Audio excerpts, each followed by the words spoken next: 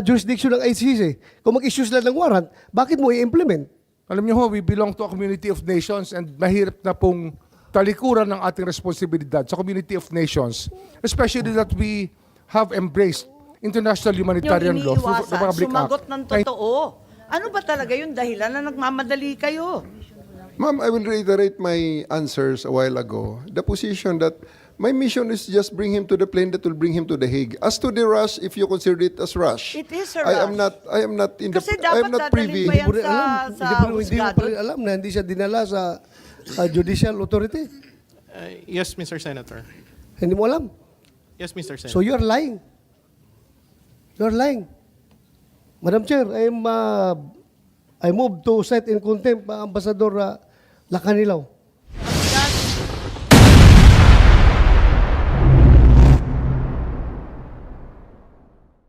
Hi mga boss, bossing nga pala ito at eto na ang mga senador na si Amy at bato ng contempt na ng ambasador at pinag-iinitan na si Torre Buti at andyan si Doje Sec Remula para magpaliwanag bakit humantong ang sitwasyon sa pag-kay aresto ni Duterte at diretso pumunta sa The Hague sa Netherlands. Huwag kalimutan mag-like, share, and subscribe Dapat mga ng bossing. palawak. Sabi ko, di ba sabi mo, ang mission mo, arestuhin lang ang dating Pangulo. Bakit pati si E.S. Medialdea, si Attorney Delgra, hindi naman bahagi ng mission mo yon? Di ba escalation na to ng mission? Lumawak na lang ng lumawak. Pati yung iba, dinamay-damay na eh. Wala namang kinalaman doon. Inaresto na, kinaladkad na, tinakot na. Tama ba yun? Nakita niyo naman, ma'am, si Attorney Delgra pa lang hinawakan ko, bigla lang pumasok na si Kitty. Lalo na siguro pag andyan sila at pinatayo na ang presidente at dahil Ako na sa naman, plane. General, sasabihin nyo sa akin, takot ka sa babae. Escalation of force lang, ma'am, ang tama lang namin. Tama Kahit lang sa na babae? yung appropriate force lang. Yung appropriate force lang. O delikado Hindi nga, naman si ma'am. PRRD yan eh. Hindi naman yan ang mission order mo. Ang mission order mo si PRRD, hindi lahat ng kalakip na at kalapit niya. Anyway, ma'am, as I said, we'll just, kung may mga gustong magreklamo doon na sa tingin nila ay nalabag ang kanilang mga karapatang pantao, we committed mistakes, let's... May edad na rin si Attorney Delgra. May sakit si E.S. Medialdea. Tingnan mo naman yung nakaharap sa kanila. Kaya ba nilang pigilan kayong mga pulis na arestuhin si PRRD kung ninais ninyo? Tingnan naman ninyo yung Yes, itsura. yes. Di ba, libo-libo yan eh. Ang pinagmalaki pa, 7,000 ang handa. Yes, ma'am. Actually, they actually were successful in preventing us from taking custody of the president for 10 hours. Nung in-escalate na lang namin at inalis na namin sila sa scene, saka pa lang namin nagawa ang aming mission. Pinagbawalan kami mag-contempt at sinabihan kami na wag na lang. Kaya hahayaan ko na lang kahit labo-labo yung kwento po ninyo. Magtiisan po tayo pero hindi talaga ako natutuwa dahil hindi nagsasabi ng totoo at iba-iba yung sagot. Napakahirap ng ganito. Dumating nga kayo. Hindi naman pala handa magsabi ng katotohanan. Punta na natin na yung hindi napunta nun dati, Prosecutor Fadulion, nabanggit ni Attorney Delgra yung Article 59. At sinabi ng DOJ, paulit-ulit, na the Rome Statute does not apply. Prosecutor Fadulion seems to think otherwise. Your March 12 certification repeated it not once but twice. And I'd like to know, when did you issue that certification, which is dated March 12, but which you now say is a mistake? It was issued on March 12, 2025, Madam Chair. Sorry? March 12, 2025, in the afternoon. So you issued it on March 12. Hindi ba dapat bago ma-aresto? No, ma'am. The certification is supposed to attest to the fact that the DOJ was there to ensure that the arrest of the former president was done without his rights being violated. We were there. We were personally present when the Yes, arrest was made. nakita namin sa video. Opo. So, ito pong certification ay pinagawa po dahil sa kakailanganin daw po ito sa pagdala kay former president or pag-receive sa kanya pagdating po doon sa Hague. That was the reason why Hindi namin maintindihan kasi March 12 na umaksyon yung DOJ samantalang sinasabi ni Secretary Remulla kanina na siya nag-order. Paano nagkaganon? Yung order nahuli pa sa March 12, yung aresto March 11. Let me clarify, Madam Chair. The certification is supposed to certify to the fact that the former president was arrested, and his date of arrest was on March 11, 2025. Now, erroneously, it was indicated there as March 12, 2025. The certification that we will be presenting to you later was prepared in the afternoon of March 12 to certify and attest to the fact that the former president had in fact been arrested on March 11, 2025. And this was sent to Ambassador Lacanilao for the purpose of him presenting it when the president reached The Hague. Okay, we've read the March 12 certification. You cited Article 59 of the Rome Statute. Why did you cite it? We cited it, ma'am, because in the looking at the warrant of arrest as well as the diffusion notice, it made reference to certain provisions of Article 59 of the Rome Statute insofar as the things or matters that had to be attested to. So inilagay lang po namin yun para po makumpleto po or to, how would I say it, to cover all bases that all the requirements that were needed were actually complied with. Eh, yung pala eh, mismo yung ating prosecutor, sinasabi yung Article 59 will apply. Bakit dinisregard ninyo, General Torre, nung isinisigaw ni Attorney Delgra yung Article 59? Parang sinabi ninyo na it does not apply, tuloy-tuloy pa rin kayo at binaliwala ninyo yung pakiusap niya yung Article 59. Ma'am, I always refer the legal issues to the DOJ. No, nandun ka na eh. Andun na si Attorney Delgra, nakikisuyo na yung Article 59 will apply. Ibig sabihin, magkaroon ng counsel, dalhin sa korte na Pilipino, at yung iba pang mga patakaran na nakasaad dun sa Article 59. Eh sinasabi na nga nung abogado, sinabi pati ng DOJ ngayon, eh bakit binaliwala mo? That is something that I cannot decide on at that time, ma'am, and the DOJ is there. I refer everything to them. I defer to their legal opinion, and the order has not changed. The order is still bring the president to the plane that will bring him to The Hague. So yung Article 59, hindi ninyo alam yon. Sa madaling sabi. I know that it is a legal question, ma'am. That's why I refer it to the DOJ. That's something that I will not decide upon. I don't see you referring to anyone. Nakita ko talagang sabi nga ninyo, diskarte na ninyo yon kasi nandun ka, ikaw yung lead officer. Eh di dapat desisyonan mo na. Eh wala ka namang sinasabi doon na talagang i-refer mo na natin sa DOJ. Hindi ka na mahuminto ng ganon. Basta tuloy-tuloy ka lang. Parang binaliwala mo nga yung sabing Article 59. Bakit ganon? There's no change in order at that time, ma'am. So the mission is still the same. Bring the president to The Hague through Madam that Chair. plane. Yes, Senator Bato, please. He has been telling all the time, telling this committee that the order did not change. Kaya nga, pinaklaro ko dito, yung order na yan, galing kay Chief PNP. No? Nadalhin talaga siya sa The Hague. Did it ever cross your mind na mag-isip-isip ka? Itong order na ito, legal ba ito? Am I not violating any provision of the Constitution, yung ginagawa kong ito?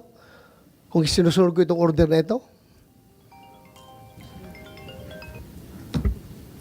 Hindi mo naisip Since yan? the time up to this point, sir, that question never crossed my mind that this could be illegal. First and foremost, the DOJ team is with me. The Prosecutor General is with me.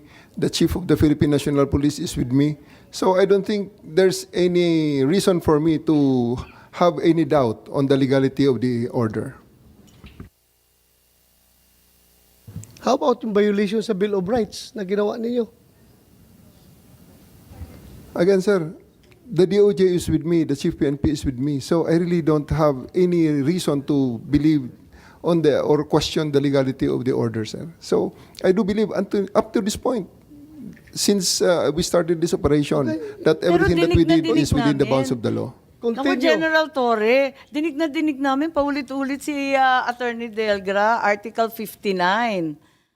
At nalilito kami, ba't hindi mo tinawagan yung DOJ? Teka, may Article 59 na sinasabi. Abogado ka ba? Ma'am, speaking of the DOJ, Attorney Fadulyon, the Prosecutor General, was there.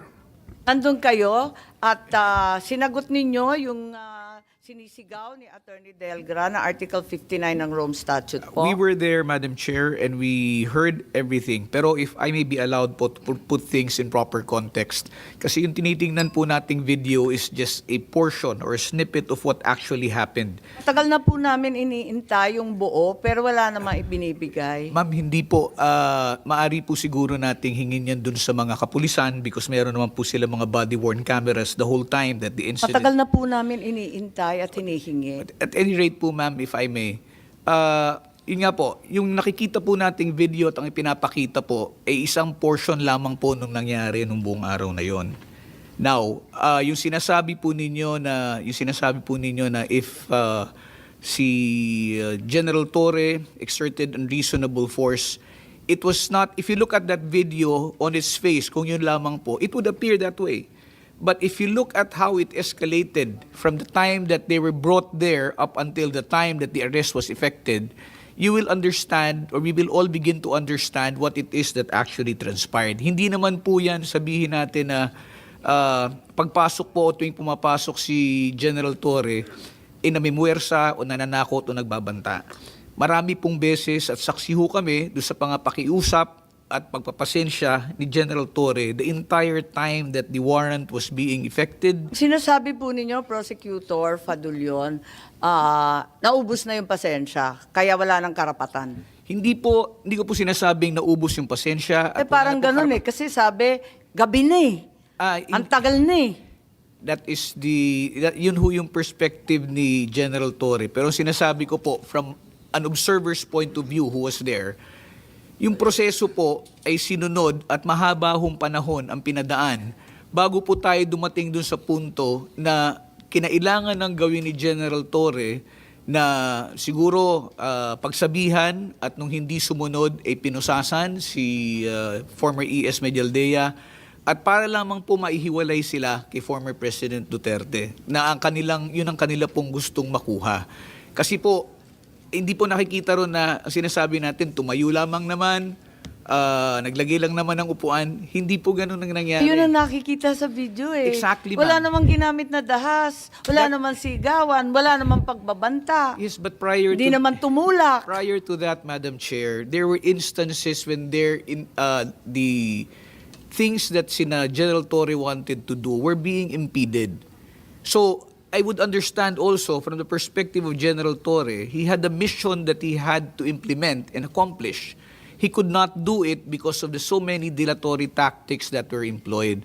So dumating po dun sa punto na nagkainitan at maintindihan ko rin po na kung kailangan pusasan, dahil po hindi naman ho yun ang ultimate na objective niya. Nakiusap ho muna. Nung hindi po sumagot o tumugod dun sa pakiusap, dun na po umabot sa punto na kailangan na pong pusasan. If I may, Madam Chair. Pagkatapos sa posasan, ay sino po yun? Yes, sa Attorney Delgra. Matapos posasan, rinilis naman. Tapos sinakay sa eroplano, nagtataka ako paano nagkaganon. Ang gulo So, Attorney Delgra, please. Yes po, Madam Chair. I take exception to the statement PD Padulyon. Yung phrase na it's beyond my pay grade, I heard it from him. I heard it from General Torre and Yusek Nicolas T, whom the first time I met him was inside Villamor Air Base. I also talked to him separately. At I appealed to him. Nakikita niyo muna kung anong ginagawa ni General Torre sa ating presidente. Disrespecting the president, tinatakot, no? We will do it the hard way or the easy way. We have invoking the medical emergency. We have invoking Article 59. At palagi yung sinasabi nitong tatlo na it's beyond their pay grade. Tell me it is not true, Prosecutor General Padulyon, that you told me that. Prosecutor, And then please. I asked you, whom will I talk to to make sense of all what's happening inside Villamor Air Base. You cannot even tell me the name or any name for that matter na pwede kong kausapin. May I And that's the respond? reason why I take exception to what he's saying. And to say that may dilatory tactic, alas 2 ng hapon, 3 hours after we arrived there, the plane was not yet ready. So there was no delaying tactic. Yes, Prosecutor, truth. would you like to respond to Attorney Delgra, please? Yes, Madam Chair. Attorney Delgra did approach me and asked me if I could ask if it would be arranged that the former president be brought to the veterans. Yun po ang pinakiusap niya sa akin. Pero ang sinabi ko po sa kanya, susubukan ko pong itanong, pero wala po yan. Hindi ko po desisyon yan. Dahil ang trabaho po ng Department of Justice doon ay para po tiyakin na ang karapatan ng dating Pangulo ay maprotektahan. Okay? It is incorrect to say that there were no dilatory tactics. Kasi from the very start po, pagdating ng eroplano, nandun pa lang ho sa tube, nagsabi na po sa amin na hindi po sila lalabas kung halimbawa pong wala silang kopya ng warrant. So nang nakuha na ho yung kopya ng warrant, lumabas na po sila at dinala po sila doon sa 250th at kung saan sila pinagpahinga. Nandun na po si Attorney Delgra at that time. There were demands for doctors to be there. PNP had brought in their own doctors. Ang nagiging problema po kasi doon, Madam Chair, is that hindi po pinahihintulutan yung doktor ng PNP na i-counter-check yung findings po ng doktor ng Nako, dating Pangulo. Prosecutor, alam naman ninyo, physician choice ng arrested, hindi ba? Nung Yes, tao. yes, ma'am. Hindi naman miski sinong doktor, hihatakin mo tapos yun naman. Hindi po namin sinasabi na ipinagbabawal o hindi ho pinapahintulutan yung dating... Nagbawal. 3-4 na oras bago pumasok. Pinaliwanag ni Senator Bongo, nagiintay sila sa labas. Hindi ma'am, meron ho nakarating na doktor doon right after, I don't know if it was just before lunch or right after lunch. That's as much as I know. Okay? Pero yung sabihin po na wala hong dilatory tactics, sa dami ho ng pakiusap, magmula nung basahan ni General Torre, si dating Pangulo, marami hong pakiusap na mag-uusap po kasama ang mga abogado. And this happened 2 or 3 times already. Of course, we cannot make decisions also on the requests as far as veterans is Bakit concerned. po kayo may deadline? Wala po kaming deadline, ma'am. Sabi mo, matagal na eh. No, ang sinasabi ko ho, ma'am, is that matagal, yung nakikita natin sa video ay kakapraso lamang. Kung titingnan po natin yung kabuuan na kung ano nangyari, malalaman po natin kung bakit nag-escalate o naging ganun po ang pagtrato o pag-handle ni General Torre nung inaresto niya si E.S. Medialdea. May deadline ba o may time frame ang pag-aaresto? Wala naman pong deadline, kaya lamang po ang tawag nito, the former president was already placed under arrest. General Torre had his orders to have him boarded on the plane. And I think that was the one that he was trying to make sure that he was able to implement that particular time. A lot of time had already passed since the time na nabasahan po. And it was only around 10 o'clock or past 10 o'clock when it was actually implemented. Naguguluhan lang kami kasi sinabi ni General Torre, we are going. Unang-una, ma'am, ang reglementary period. Mamalasin naman kami kung hindi namin ginawa ang trabaho namin. Despite your stance na hindi ito warrantless arrest, may warrant kayo. Kaya tatanungin ko na naman si General Torre, please, para maliwanagan tayo, ba't kayo nagmamadali na dalhin sa Hague? At mababiolate ninyo yung Article 125 of the RPC. Ang ibig ba sabihin nun, warrantless arrest ang ginawa natin? Ma'am, thank you very much for giving me that chance to clarify that 125 statement. Ang nakalagay, ma'am, sa arrested person and with a warrant, deliver to the judicial authority without delay. Yeah.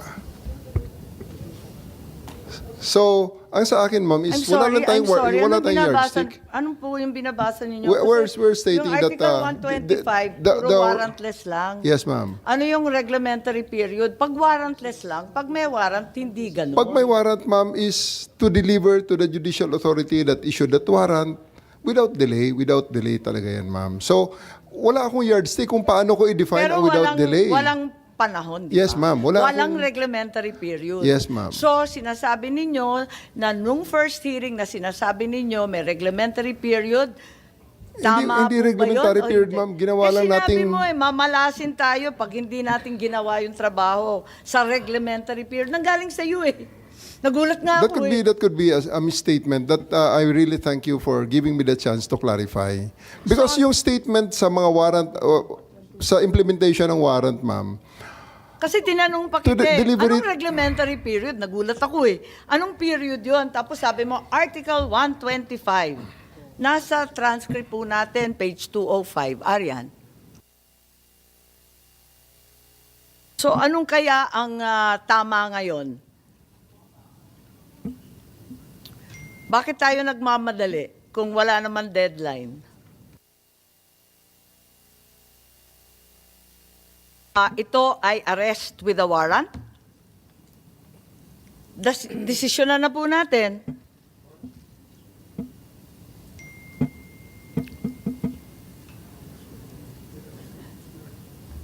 Naku, Senator Bato, pampresinto na ito.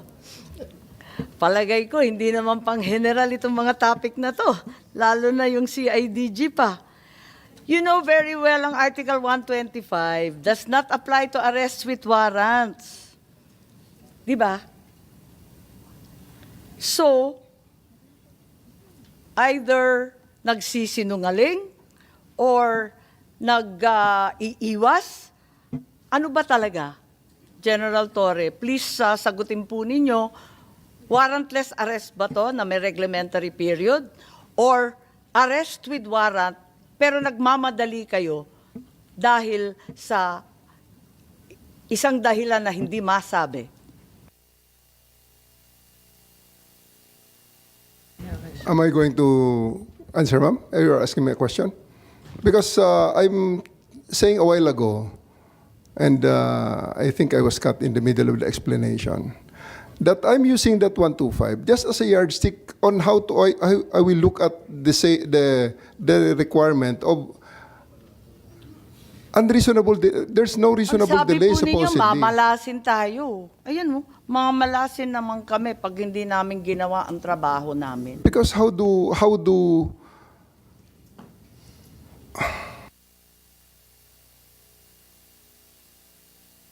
Po. Yes, General, nalilito ako. the person arrested with a warrant should be delivered to the judicial authority Did you without do that? delay? Which I did. Ang nagbigay ng warrant, ma'am, ay ang ICC. So, hindi man tayo nag-cooperate sa ICC, but we are cooperating with the Interpol. So, we assisted the Interpol in implementing the warrant. And dapat dalhin siya sa Alam mo, judicial Senator authority. Bato, please. Alam mo, General Torre, masyadong hirap intindihin yung kuan mo, yung justification mo. Hindi tayo nagko-cooperate sa ICC, pero nag-cooperate tayo sa Interpol. Anong basis ng Interpol, di ba, ang warrant ng ICC? So kung hindi mo na-recognize yung ICC, bakit mo sinunod yung pakiusap ng Interpol? Ha? Sabi mo, hindi nyo na-recognize yung ICC. Sir, for that Bakit mo question, sinunod yung request ng Interpol na napakadali lang na masabihin mo na, sorry, Interpol, we cannot implement that because we do not recognize the jurisdiction of ICC over Sir. this country. Sir, may I? Yeah. Mr. Senator, ang problema ho kasi dyan, 9851 refers to an international tribunal, not necessarily the ICC. So, for us to surrender him to an international tribunal is within the bounds of the law. Ang nangyari po kasi dito, At then, sir, nag-withdraw po tayo sa ICC. Very clear sinabi mo. Nag-withdraw ho tayo sa ICC. Pero hindi po natin nirepeal yung 9851. Kaya ho, andun pa rin po yung kamandag na 9851 para maging basis po ng arrest. Pero kung nag-withdraw tayo sa ICC at nirepeal natin ang 9851, wala ho tayong problema. In the same way, na kung hindi tayo nag-withdraw sa ICC, entitled po sa extradition process ang presidente. Pero dahil nawala na po yung treaty with the ICC, ay hindi na po entitled sa extradition process. So yun po talaga yung nangyayari dito. Kaya nga, you keep on citing RA 9851. Palagi mong sinasabi yan ang basis mo. Pero very clear naman na yung sinunod mo, yung ginawa ninyo ay binayulit ninyo yung konstitusyon. Ay, sabi mo kanina, kung may conflict ang konstitusyon at saka yung statutory law natin, nagpe-prevail ang konstitusyon, bakit hindi nyo naisip na sundin ang konstitusyon? Binayulit yung Bill of Rights. Yung 9851 po kasi, nire-recognize nga po ng 9851 ang International Tribunal. Nire-recognize siya po eh. And it's something that was forgotten in the process of withdrawing from the ICC. Kaya naiwan po yun eh. That's why that option remained for the government to surrender the former president. Pero kung hindi ho tayo nag-withdraw sa ICC, ganun din po. He would have been entitled to Article 59 process of the judicial process. Iba-validate po sa court yung warrant. Alam mo sir, ito ibabalik ko sa iyo yung sinasabi mo. In July 2023, you mentioned in one of your interviews that if the ICC will come to the Philippines, you will consider it as usurpation of authority of the Philippine government and violation of Philippine laws. What are the laws you have in mind during the said interview ito ho that yan, might be violated by the ICC? Kasi pagpapasok ko sila rito at prepresahin nila mag-imbestiga, then they will be usurping the power of the DOJ. Or marami ho talaga mabaviolate na usurpation of authority po ang mangyayari dyan. Kaya nga, ano nga ang nangyayari po dito, ang ICC po ay hindi talaga ang kanilang kapangyarihan ay naiwan lamang sa individual at hindi po sa state. Hanggang ngayon po wala silang power over our state. Ang Pilipinas po ay hindi saklaw sa ICC. Dahil nag-withdraw po tayo sa ICC.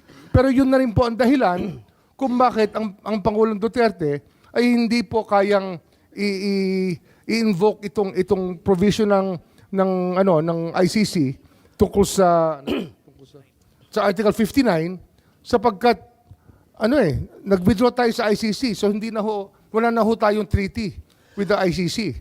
So hindi na ho applicable yun sa atin. Alam mo sir, ikaw pilit mong hinihiwalay, Madam Chair, yung tao at saka yung state. 'Di ba? Hinihiwalay mo palagi. Opo. Kasi may ICJ po eh. Can you define Kasi a ang state? ICJ po for the state. Sandali na sir. What is a state? Ano ang elements ng state? 'Di ba?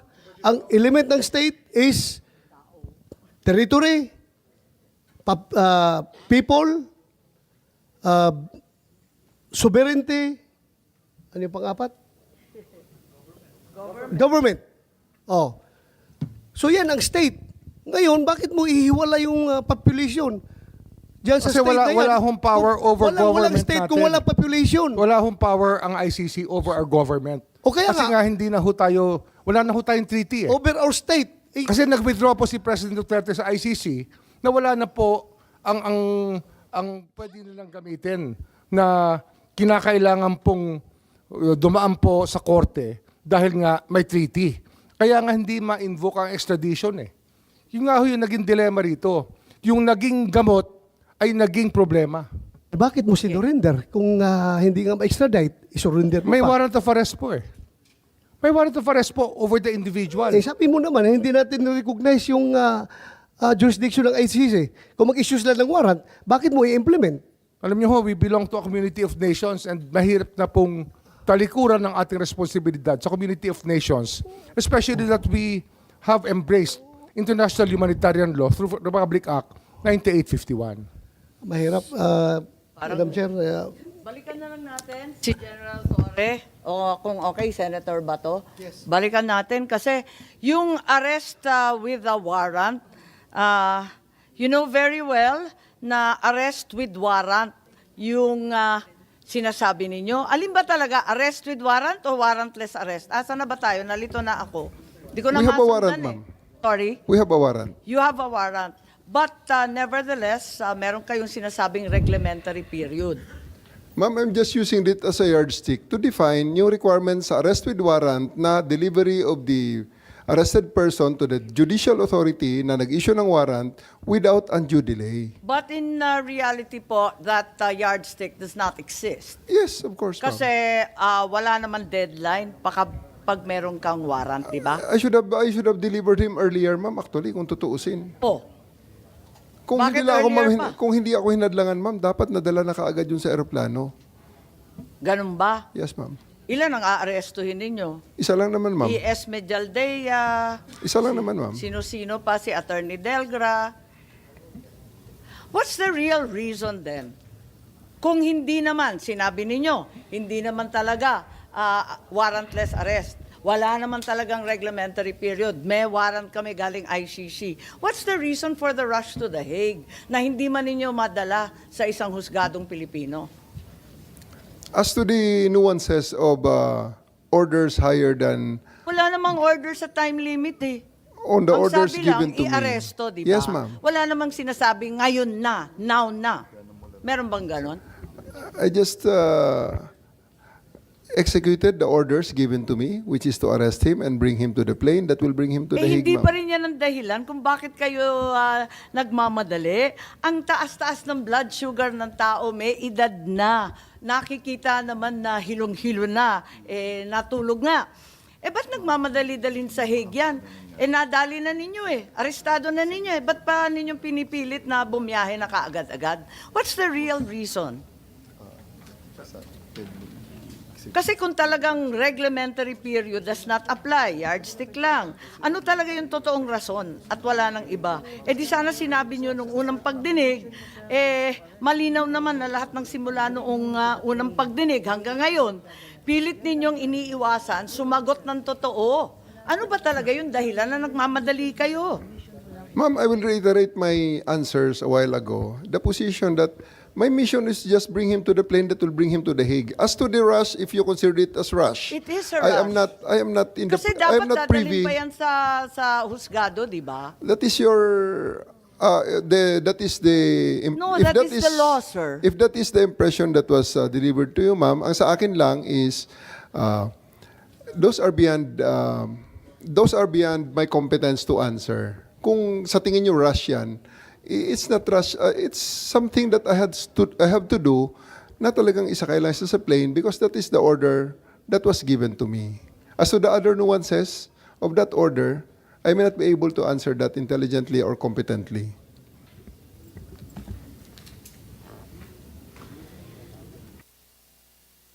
Yes, baka may maidagdag si Ambassador Lacanilaw. Dahil nandun din kayo, may nakita ba kayo na dahilan kung bakit kailangan pumunta sa The Hague? Total, kayo ang madalas pumunta sa abroad at kinatawan ng Pilipinas. May dahilan ba kung bakit nagmamadali tayo? Hindi po ako hindi po ako aware o competent para sagutin po yung ganon. Kasi ang sa akin naman ho, ang naging role ko lang yung nung nag-volunteer ako na samahan si former President Muta ICC. Lahat tayo hindi alam ang dahilan kung bakit nung araw na yon kinailangan talaga isakay at dalhin sa Hague kahit may sakit, kahit may karapatan pumunta sa husgadong Pilipino, kahit hindi pa nakikita ang pamilya, ang doktor, ang abogadong pili. Talagang kinakailangan dalhin na talaga sa The Hague. Ambassador Lacanilaw, I find your answers very misleading Kanina pa, yung sinasabi mo na hindi mo alam na hindi pala siya dinala sa competent court, competent judicial authority. Hindi mo alam. Hanggang ngayon, hindi mo pa rin alam. I'm giving you a chance. Opo, kung ano po yung Mr. Senator, kung ano po yung nabanggit ko kanina. Yun po. Nandoon ka the whole time, galing sa tube hanggang doon sa Villamor. Nandoon ka. Hindi mo pa rin alam na hindi siya dinala sa judicial authority? Yes, Mr. Senator. Hindi mo alam. Yes, Mr. Senator. So you are lying. You are lying. Madam Chair, I move to cite in contempt Ambassador Lacanilaw. Last chance, hindi mo alam if nilabas sa Villamor si PRRD? Hindi mo alam?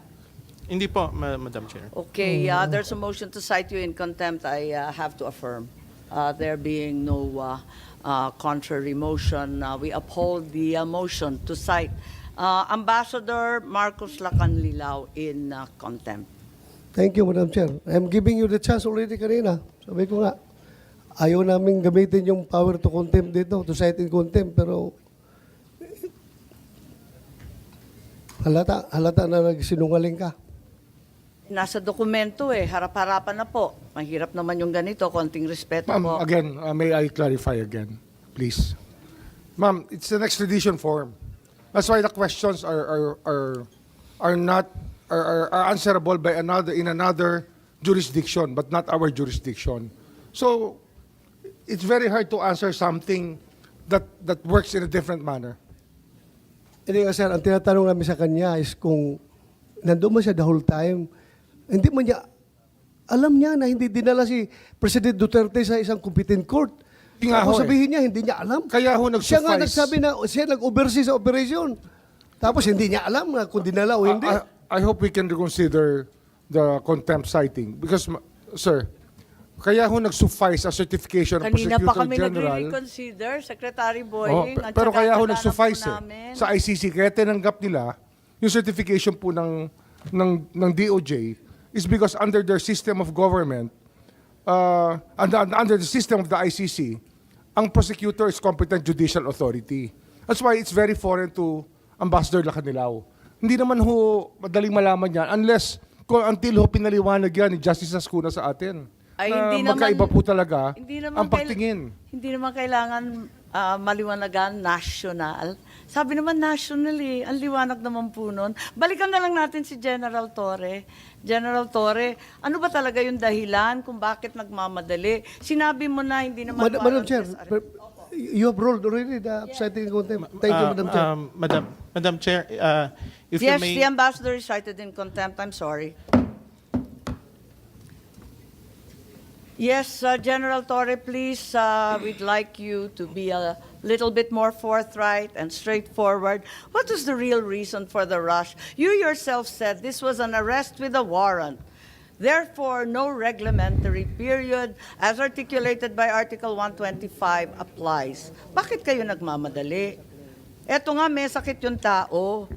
Ma'am, I don't have that impression na nagmamadali ako. I waited for 12 hours. I worked for 12 hours to make sure that he boards on the plane. Yung purpose namin is to bring him to the plane because that's the order. That's my order and that's my mission. So, Who gave hindi you the ako order? Sir, Who gave you the order? the Chief of the Philippine National Police, sir. The Chief PNP. You are giving orders to the CIDG. Who gave you that order?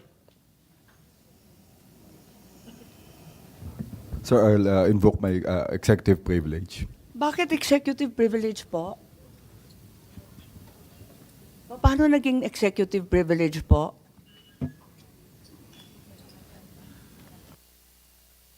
Nangyari na, tapos na Sino nag-order Ano ho yung tanong, ma'am? po? Can I know the question?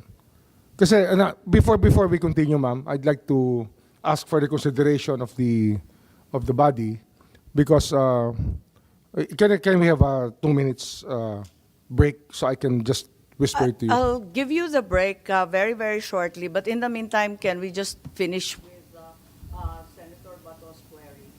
Oo, tapusin lang po natin, tapos mag-break po tayo. Okay, si Senator Bato, please. May tinatanong yata siya kay Chief PNP. At ito ay may kinalaman sa chain of command lang naman. Pakaliwanag, sinabi na naman ni DOJ. That's executive privilege po, basta usapan na po within the executive department, hindi na ho namin pwedeng ilabas dito. I think those matters are matter of executive privilege. Maliwanag The decision-making process of the executive department, especially on the top level, kasama na po kami, ay executive privilege. But I have gone as far as saying, I gave the clearance. Clearance, but not the order. Well, it can be interpreted both ways, sir. Well, klaruhin natin, sir. You gave the order or you gave the clearance I gave the clearance to the SILG.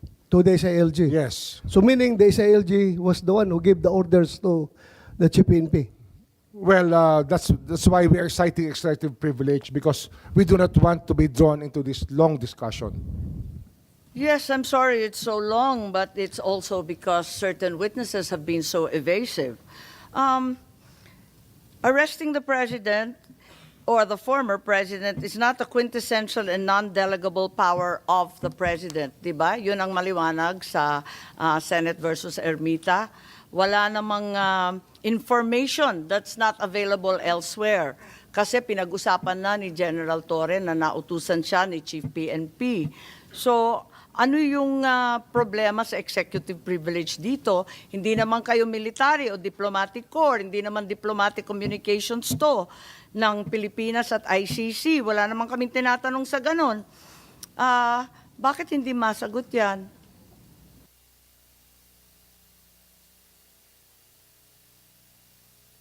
Maliwanag naman po yung Supreme Court at may limitasyon naman yung executive privilege. Tinatanong lang sino nag-utos, paano ba na? Ano ho kasi, decision-making process po ng Executive Department ay mahirap pong ilabas lahat ng nangyayari. Ito yung purpose ng executive privilege. That's the reason why this doctrine was ruled, was drawn by the Supreme Court in the different cases. Kasi Yes, that's ito right. ang internal deliberations po ng cabinet at top-level leadership ay hindi po talaga pinag-uusapan. I think that we should give it to each other. Yung caucus po na Senate, hindi po pinag-uusapan yan. I was once as chief of staff, I witnessed a caucus of the senators, but I never spoke about it my whole life because that is the way it works. In Senate Kasi kung meron po naging Secretary Remulla, in Senate versus Ermita, it's very clear that General Torre is not covered by the claim of executive privilege. Arresting a person is not a quintessential and non-delegable power of the president. It's very clear. He's not a cabinet member. He's not even the chief PNP. And it's not like this information isn't available elsewhere. And if it's available elsewhere, then we do not need the answer from him, Madam Senator.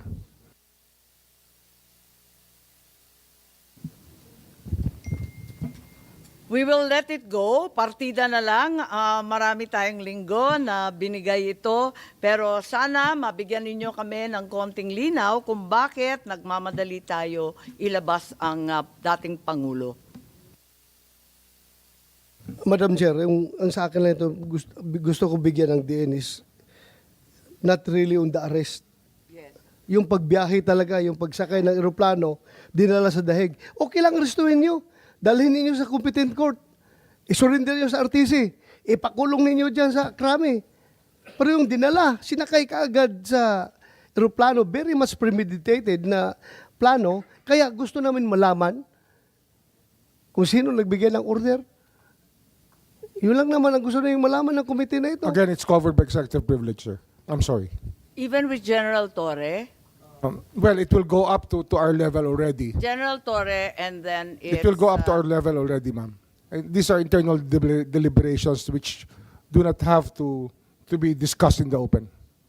Which should not be discussed in the open at all. Executive decision?